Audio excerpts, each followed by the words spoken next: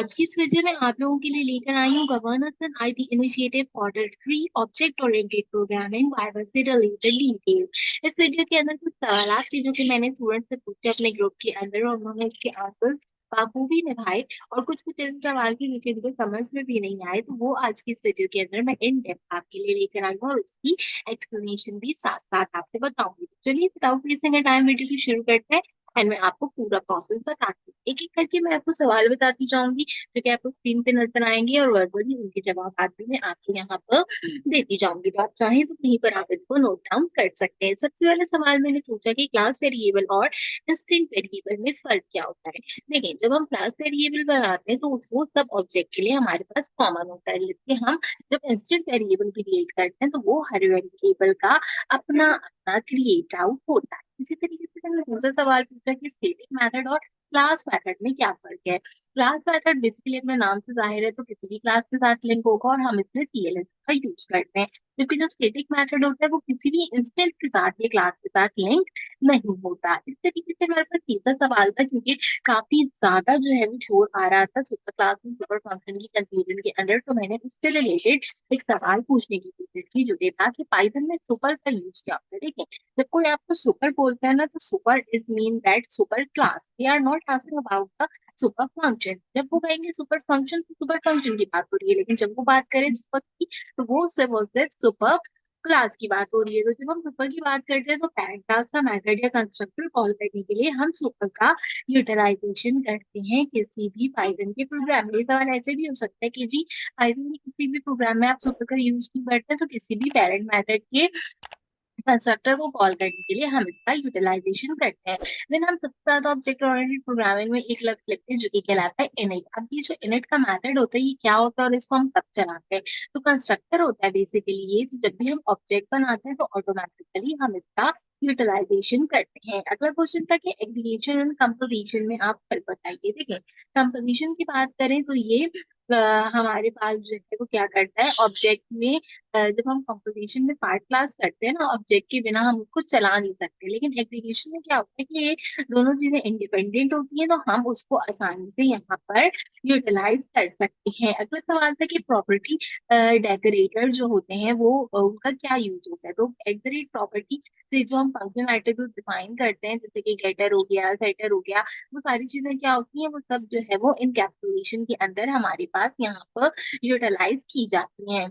अगला क्वेश्चन था एमआरओ से रिलेटेड कि एमआरओ बेसिकली होता क्या है। सबसे पहले तो आपको एब्रिविएशन पता होनी चाहिए कि मेथड रेजोल्यूशन ऑर्डर होता है। जब आप मल्टीपल इनहेरेंट्स को जो है वो पाइथन के अंदर प्रोवाइड करते हो और डिसाइड करते हो कि कौन से मेथड को पहले कॉल करना है उनमें से, तो तब हम एमआरओ के मेथड को यूज करते हैं। अगला क्वेश्चन था कि कॉलेबल ऑब्जेक्ट्स क्या होती है, क्योंकि ऐसे ऑब्जेक्ट जिनको फंक्शन की तरह कॉल कर सकते हैं उसमें क्लास हम लगा सकते हैं, तो उसको जो है वो हम कॉलेबल ऑब्जेक्ट्स कहते हैं। जैसे हम अंडरस्कोर इनिट करके यूटिलाइजेशन करते हैं ना, इसमें भी आप अंडरस्कोर कॉल कर कर जो है वो इसका यूटिलाइजेशन कर सकते हैं। ठीक है, आप इसको इस तरीके से फंक्शन बना के यहाँ पे यूज कर सकते हो। ठीक है, ये इस तरीके से आपके पास यहाँ पर कंसीडर हो जाता है, तो ये चीज आपको यहाँ पे पता होनी चाहिए।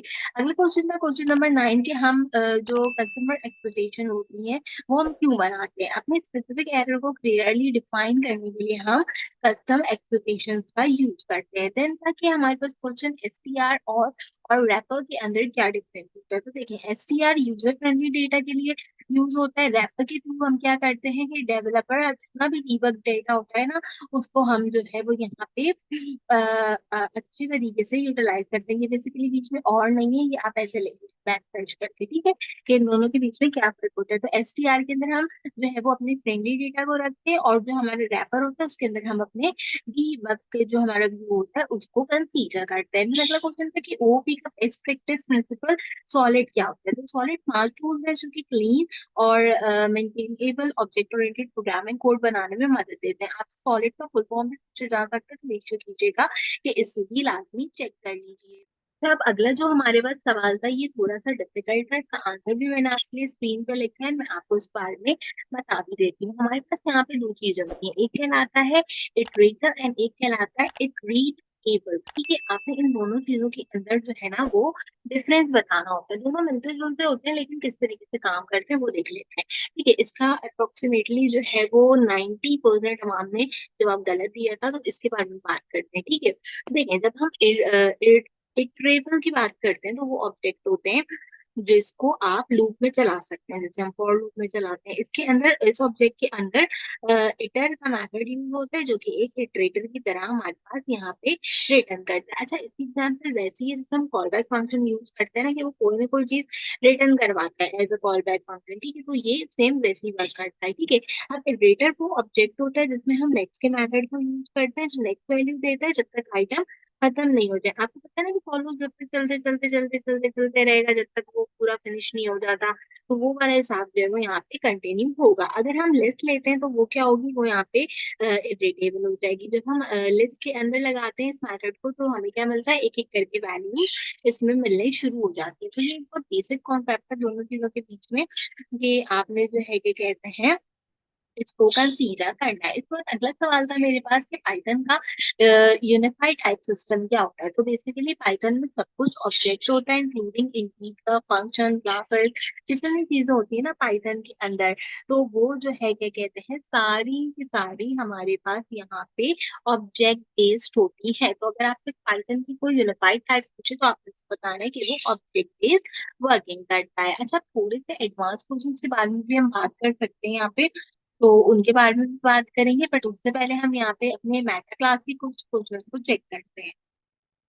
14 क्वेश्चन है हमारे पास कि मेटा क्लास क्या होती है और इसको हम कब यूज करते हैं। तो देखिए मेटा क्लास असल में एक क्लास होती है जो कि दूसरी क्लासेस को बनाती है।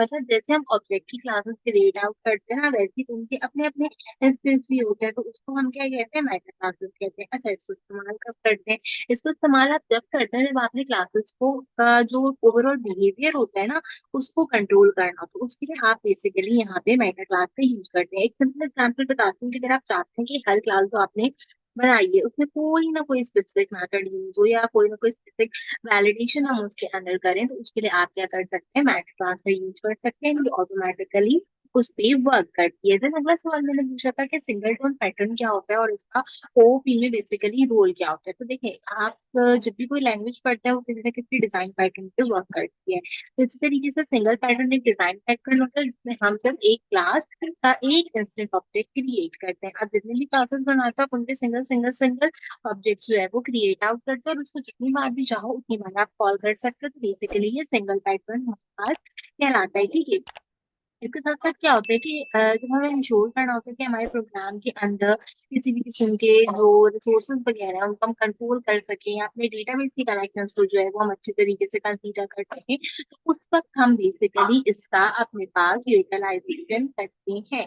तो इस तरीके से जो है वो हमारे पास यहाँ पर ये वाला सवाल कंप्लीट होता है। अच्छा अगला क्वेश्चन मैंने इनसे पूछा यहाँ पे जो कि क्वेश्चन नंबर 16 था बेसिकली, उसके अंदर मैंने इनसे पूछा कि अगर किसी क्लास में हम कॉल के मेथड को एज अ ऑब्जेक्ट बिहेव कराएं तो वो किस तरीके से बिहेव करेगा। तो देखो अगर आपके पास कॉल का मेथड है और आप उसे किसी क्लास के अंदर यूज कर रहे हो तो ऑलवेज रिमेम्बर कि वो एज अ फंक्शन वर्क करेगा। ऑब्जेक्ट ओरिएंटेड प्रोग्रामिंग में हमेशा जो भी कंस्ट्रक्टर्स वगैरह है या जो भी कोई मेथड है वो फंक्शन की तरीके से बिहेव करता है, इस बात को आपने हमेशा याद रखना है। अगला क्वेश्चन नंबर 17 मैंने पूछा कि एक क्लास में प्रॉपर्टी डेकोरेटेड का फायदा क्या होता है, क्या ये फंक्शंस होते हैं या फिर ये एट्रीब्यूट्स होते हैं। तो भी मैंने बताया कि ये फंक्शंस होते हैं लेकिन बेसिकली फायदा क्या होता है जब हम एग्रीड प्रॉपर्टी डेकोरेटर्स को यूज करते हैं ना तो हम इनको एज एन एट्रीब्यूट भी यूज कर सकते हैं। तो फायदा ही फायदा है इनको यूटिलाइज करने का अपने कोड में ज्यादा से ज्यादा।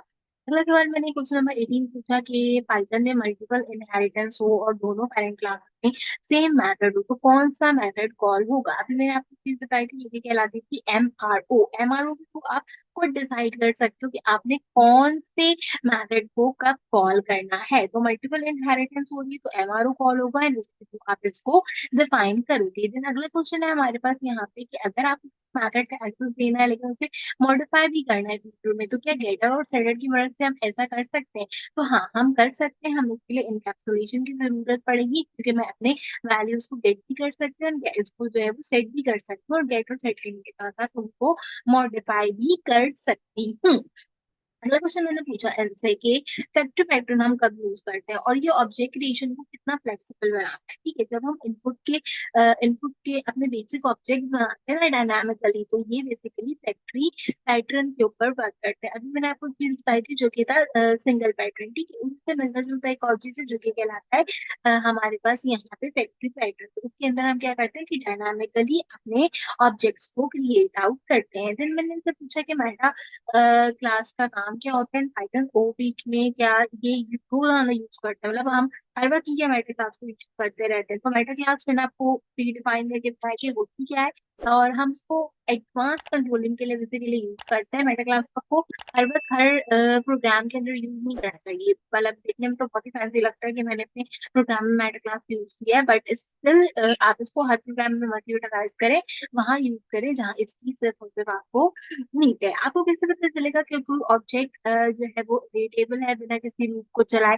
देखिए, जब मैंने आपको पहले थोड़े बेसिक सवाल बताए ना, उसी से थोड़े एडवांस लेवल के सवाल चाहिए, तो वैल्यू इसलिए मैंने आपको समझाई थी ताकि आपको जो है वो बाकी की चीजें समझ आए। तो अब आपको ये भी पता होगा कि ऑब्जेक्ट जो है आपने क्रिएट किया है यहाँ पे वेरिएबल लूप के अंदर, तो उसमें लूप चलेगा। ठीक है, तो बेसिकली होता क्या है कि जब हम यहाँ पे अपने पास ऑब्जेक्ट बनाते हैं, तो हम उन ऑब्जेक्ट को चेक कर सकते हैं कि क्या वाकई हमारा लूप वर्किंग करेगा या हमारा लूप वर्किंग नहीं करेगा। ठीक है, देन अगला सवाल था मेरे पास यहाँ पे कि अगर कोई मेथड स्टैटिक भी ना हो, क्लास मेथड भी ना हो, और उसे ऑब्जेक्ट में कॉल करना हो, तो हम उसके लिए क्या करेंगे। तो आप उसके लिए बेसिकली क्या करते हैं, इंस्टेंट का मेथड यूज करते हैं, इससे वो ऑब्जेक्ट में एरर प्रोवाइड नहीं करता।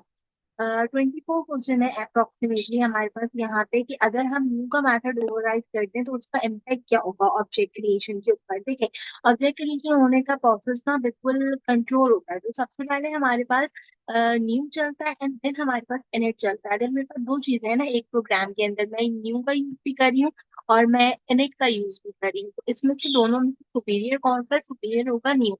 जो भी चीज न्यू में पहले होगी वो चलेगी एंड देन उसके बाद इनिट में जो भी चीज लिखी होगी उसका यूटिलाइजेशन होगा।